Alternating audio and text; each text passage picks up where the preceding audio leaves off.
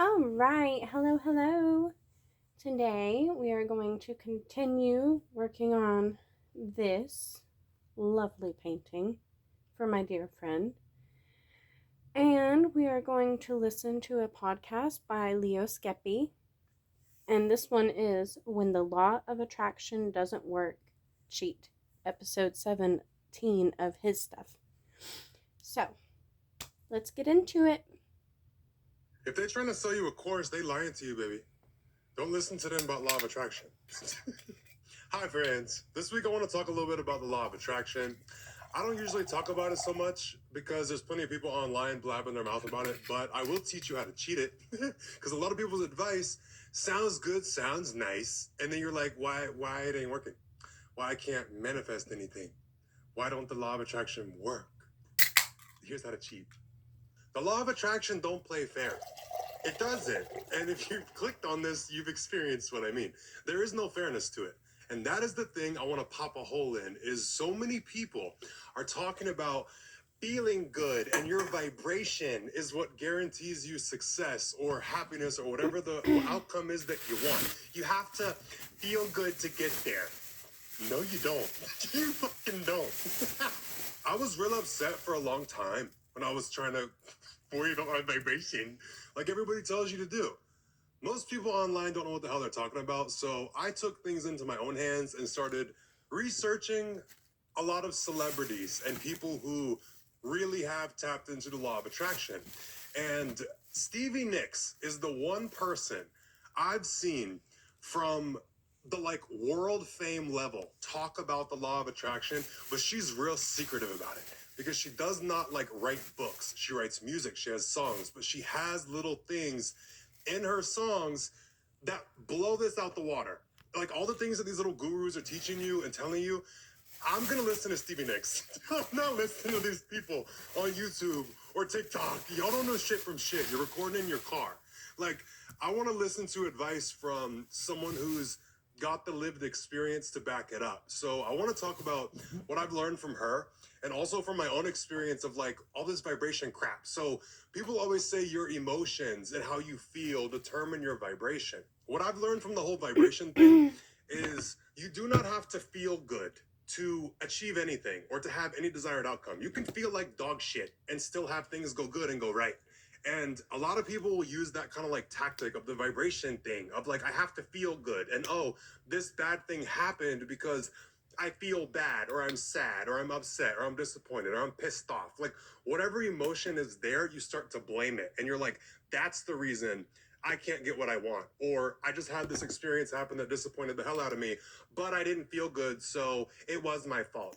A lot of people set this up with their teachings and it will turn against you. And you can start to ruin yourself mentally and stick yourself in a pit of depression because when you have emotions and you feel sadness or life has just been unfair and all you have to offer is negativity. When no matter what you try to feel better, it doesn't work. That's when you start to get in the point of okay, this isn't fair. I have nothing to offer but negativity and bullshit because that's what my life is. It's these people are trying to tell you no matter what's happening, you have to stay in a positive vibration. You ain't been through shit, clearly. They taught that in church too, pretty much. Stay in an attitude of gratitude if you want good things to happen to you.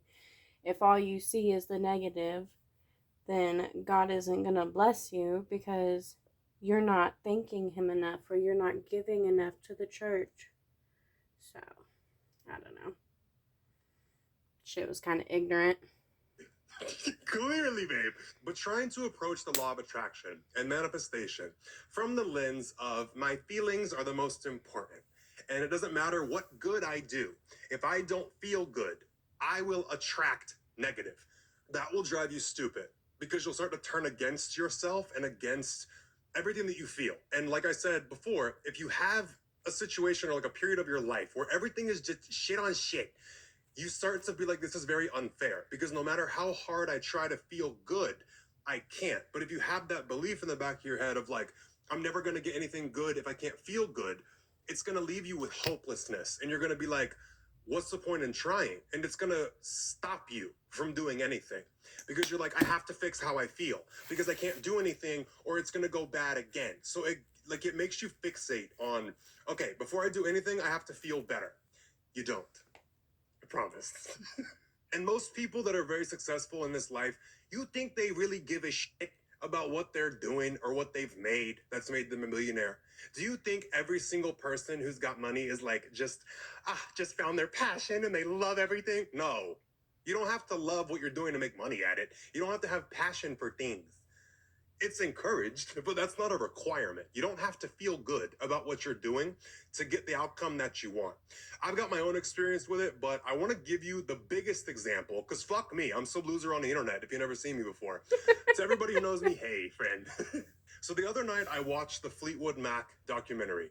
I haven't watched TV in 3 years. I finally bought TVs when I bought this house, finally turned it on. And I'm glad I did. I liked it. I watched the documentary for Fleetwood Mac, and then I watched the one on Stevie Nicks.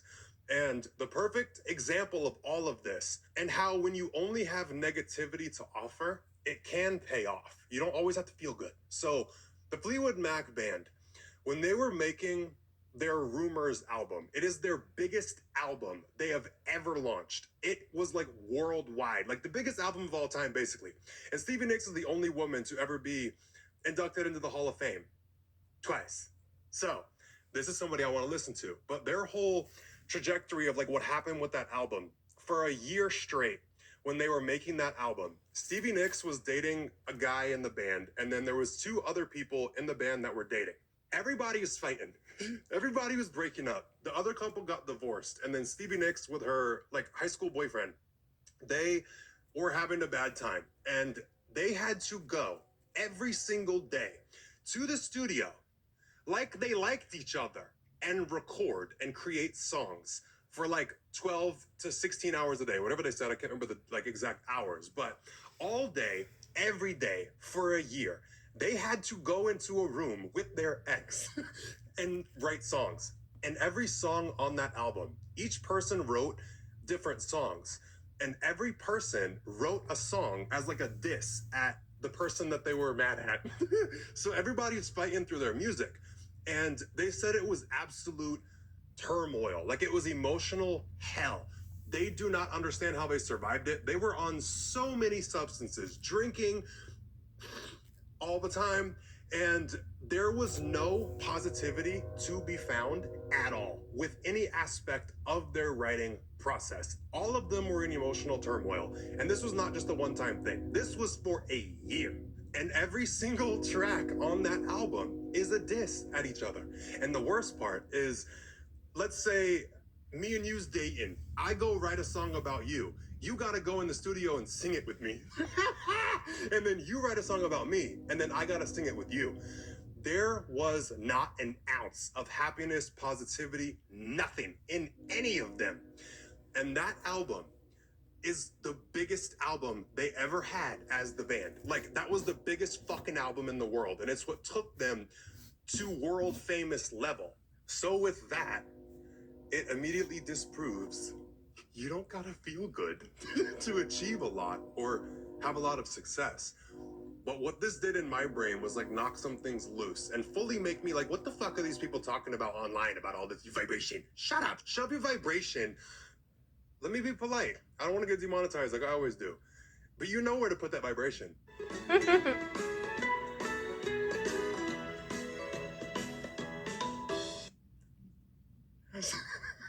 With the law of attraction, and everybody's saying that emotions are energy. Yes. Everything's energy in this whole life. Emotions are energy. And it does not matter what the emotion is. It is seen as neutral with the level of power that it has. Every emotion is neutral. How it feels is what you decipher as good or bad, wanted, unwanted. But each emotion is powerful, and it is energy. You can use it for whatever the fuck you want. With that whole situation, with all of them being trapped in that studio, heartbreak, despair, anger, resentment, like hopelessness, all the things they were feeling, all of that energy was used into creating that album. It doesn't have to be created from only positive, happy things. Most things in the world Most good art, most good music, most good every invention comes from absolute emotional turmoil. So it's not that you have to feel good to get good. You can feel bad and still do good and get good. But it comes from my opinion, where you channel the energy into. When you use any emotion and channel it into creating something. Okay, I think it is important to recognize that every emotion is a good emotion, even if it doesn't feel good. They all serve a purpose, they're all important, and they all have a motivational aspect to them. Like, if you don't like something and you're mad about it, it's motivation to change or to change the situation, or if somebody's treating you wrong, to either make you reevaluate the relationship or to stand up for yourself. So I think that's important to bear in mind. It's positive. It's going to go forward. You're creating. When you use any emotion to destroy something, from my own personal experience, is when it goes bad. So, no emotion that you feel is bad. It's a tool, it's power, it's energy. Use the shit. All of them were forced to use their energy into creating the album, and look what they did. Amazing. So, the whole thing with emotions and like, this one's bad, this one's good. Oh, I can't do this thing because I don't feel positive. You don't have to. If there's an action you have to take or something you have to do to get to a goal, you don't got to feel good about doing it. You can go do it and get it done. Just do not destroy shit with the emotional power that's coming up. If you use it to create, it's going to have an amplified effect because all those negative emotions, all of them had to channel. That was a lot of energy put into the creation of the Rumors album by Fleetwood Mac. If you haven't heard it, what the fuck are you doing? Okay, now for one of the hidden lyrics that is in one of Stevie Nicks' songs about this whole dynamic. Like I said, she's real secretive about it. In her song, After the Glitter Fades, there's a part where she says, you know, the dream keeps coming even when you forget to feel. I've heard that song so many times, but when I really finally heard that part, it gagged me. It was like such a relief because for Stevie Nicks to tell you, the dream's still on the way, babe. Even if you forget to feel, even if you don't feel, even if nothing, feelings to the side, the dream is still coming. For someone like her, for someone that's achieved what she's achieved, to say that and articulate that in a song, very moving for me personally, but it's the biggest like confirmation that you have. Even if you feel like hell, even if you do not feel anything, you're numb. If you're still going toward a dream or you're trying to have a dream come true, it's coming. It doesn't matter how you feel. What fucks that whole process up, from my observation and my experience, is when you stop because of certain feelings. Like when you fixate on, oh my God, I have to feel positive, but you're in a situation where all you have to offer is negative, that's enough. You can offer it. You can get very far with negativity. My whole first year of my podcast was nothing but fucking hatred, irritation. Aware and Aggravated is the name of this podcast because I was very much aggravated. That's all I had to give it. And it's done great, and I'm still going. But you don't have to have positivity to offer. Stop freaking out about trying to feel good, feel better. You'll feel better once you use what you have. If all you have to offer is negativity, use that shit, get it out of you. So it's gone. And you create something. And then you feel good because the emotion's out, and now you've changed the reality, you've manifested something, you've attracted something, and that negativity ain't there. You transmuted it. You sent it out, and it came back as what you want. Now I want to give you a couple examples from my own personal life where I felt like hell and had good success, like great things happened, to show you don't have to trip out with trying to feel good all the time. This is the cheat code. This is how to cheat. You use what you got. If all life is throwing you is headache and bullshit, use all the emotions that come from it to create what you want, to go forward for it. I know how tempting it is and how like you're hanging on by a thread not to crash out and like fuck people up every single day when life is bad. But do not destroy. Use it to create. Use the emotions to create, because all of the people in that band, Everybody was forced into that room every single day. Yeah, they fought. Yeah, they cussed each other out. Yeah, things got physical a couple of times. Everybody beating each other up. Fine. But they had to channel everything into creating. So just remember me saying that.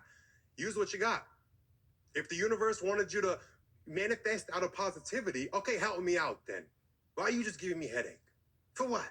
Okay, so return to sender.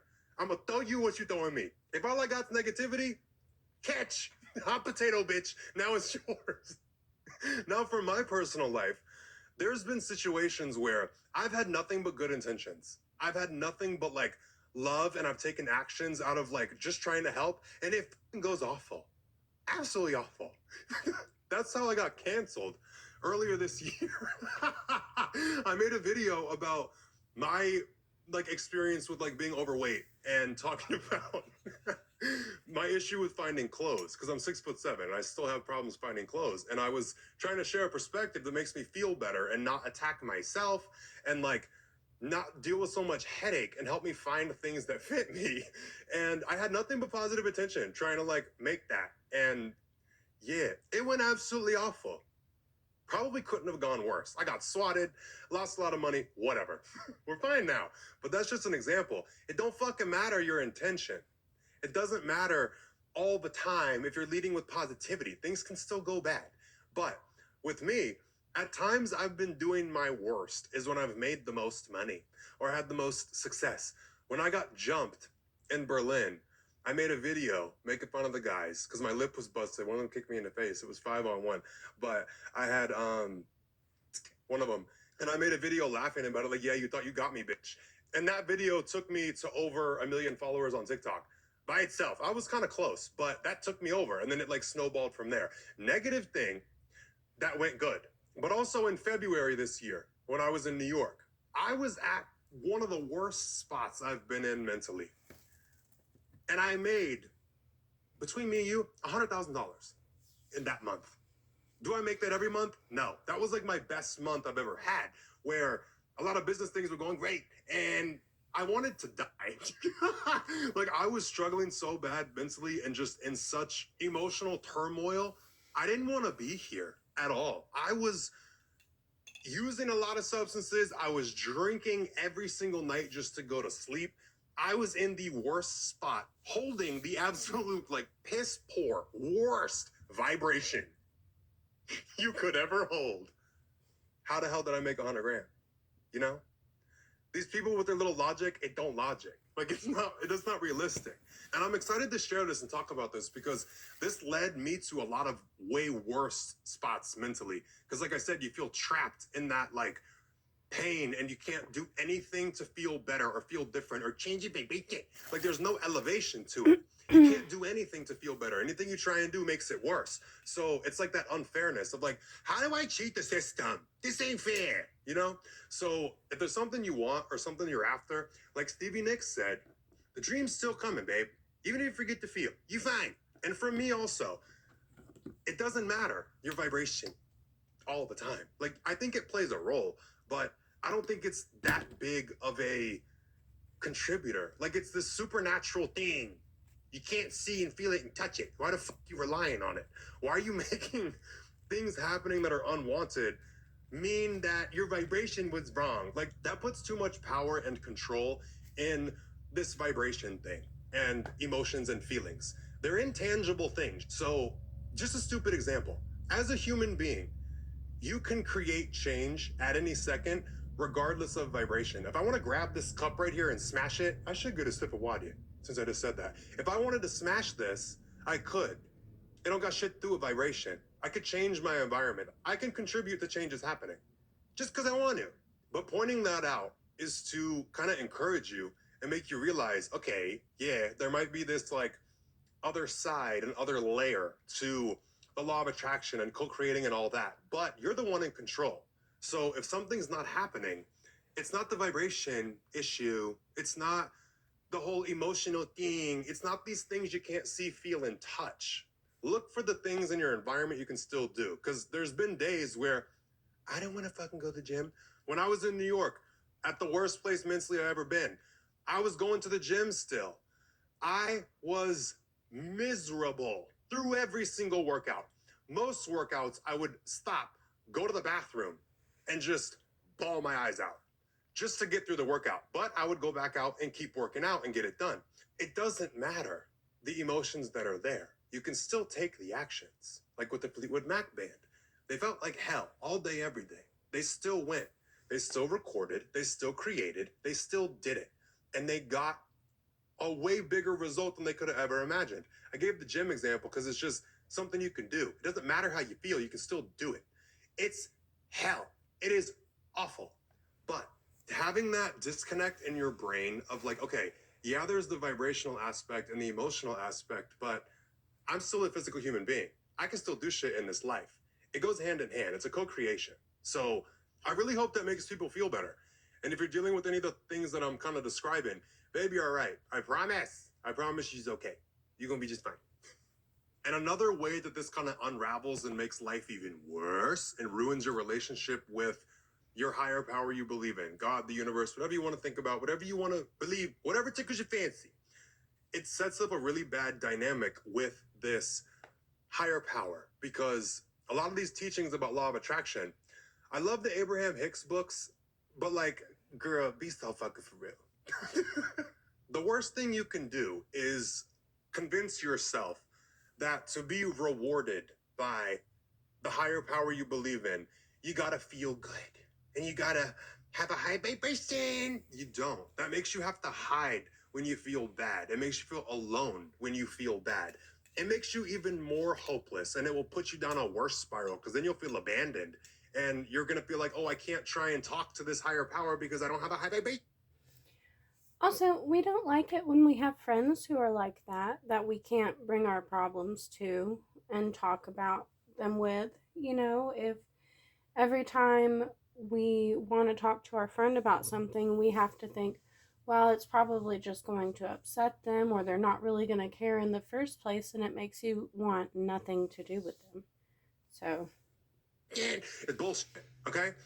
There's a lot of things in the Bible that I relate to and I agree with and I like. One of the quotes in it, is that even considered a quote? I don't know. I don't know how to like cite the fucking source, all right? Somewhere in the Bible it says, God is closest to the brokenhearted. So to kind of let you know when you're in your worst spot emotionally, his presence is the strongest. When you have this idea that you cannot have bad feelings, it makes you cut off and you will feel disconnected. You will be sitting in the room like, hey girl, where the fuck you at? Because I don't feel your presence nowhere. You will have a serious experience of disconnection from any kind of higher power. And if you don't believe in one, it's just hell. Like, it's even worse. I'm not an atheist. I believe in higher power. I believe in God. But you get what I'm saying. You don't want to be pushed to that point where you feel like you have to hide certain things from your higher power or your God that you believe in. That will also lead into you feeling like betrayed and like singled out and like provoked and like punished because you don't really realize what's going on.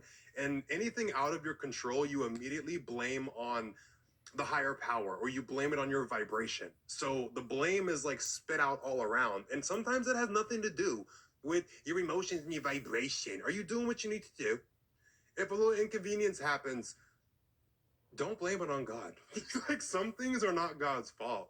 He don't be doing all this shit, you know? I don't think like everything is that intentional to put you down and hurt you. Like, literally, if things are going wrong and stressing you out and you're freaking out about it and you're catastrophizing and you feel real bad, okay, who's actually to blame? Like, what actually is God's fault? Is this just part of being a human? Like with gravity. Did you fall down the fucking stairs?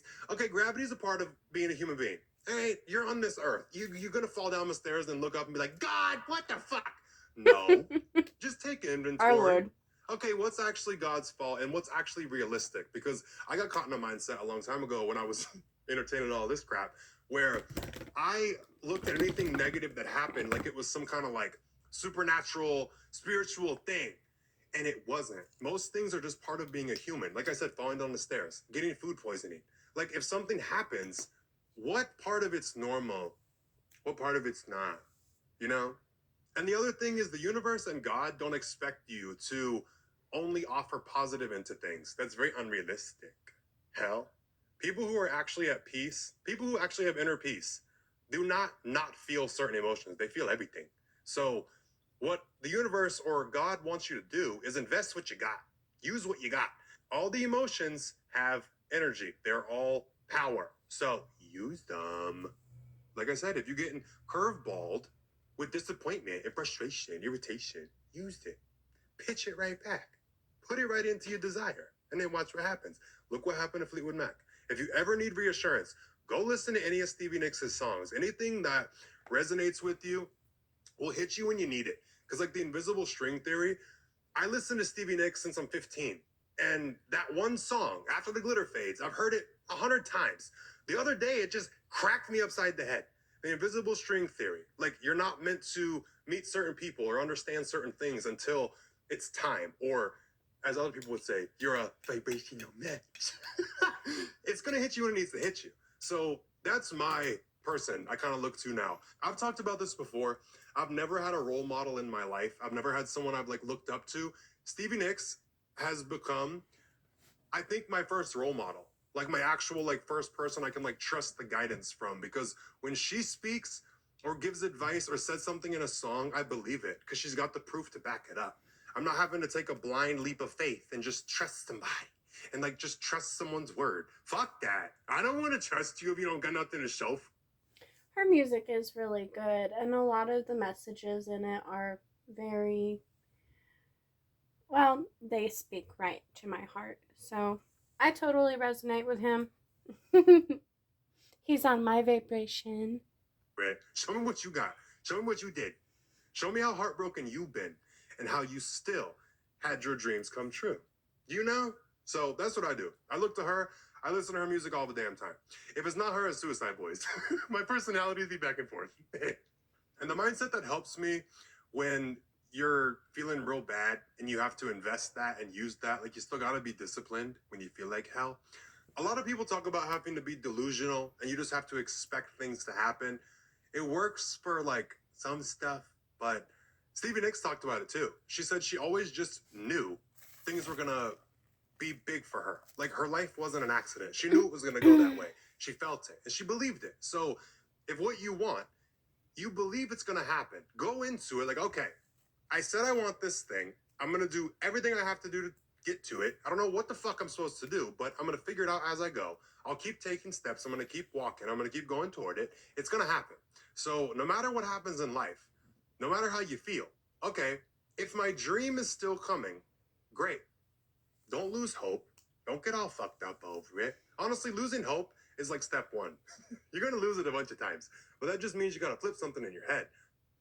That has been how I've been feeling through this whole process. I felt like the painting was going good to begin with, and now the middle is feeling kind of murky, but I trust that by the end of the process, it will be a cohesive picture and it will work.